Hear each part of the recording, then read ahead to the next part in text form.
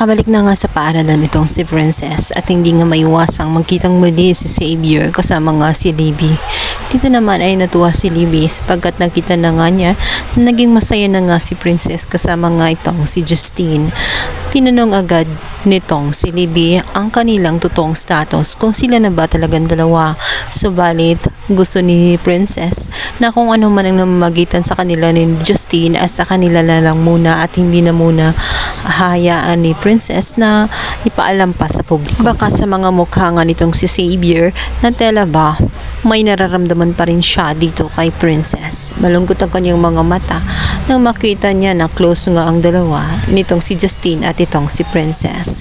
Hinayaan na kasi at naging okay na nga kasi ang sinabi nga nitong si Princess kung saan pumapayag na siya na manligaw sa kanya itong si Justine.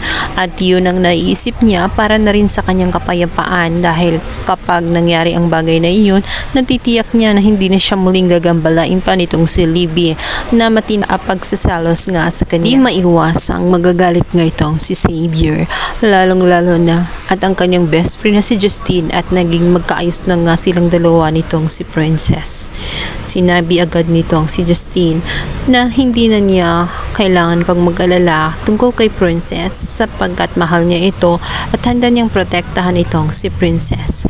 Ang kailangan lamang umanong gawin nitong si Xavier ay mag-move on na nga ng tuluyan at i-focus na lang ang kanyang sarili sa kanyang jowa na ito nga si Libby nang sa ganun wala nang maging gulo pa at hindi na muling masasaktan itong si Princess dahil hindi na niya hahayaan na patuloy na masasaktan ni Libby itong si Princess.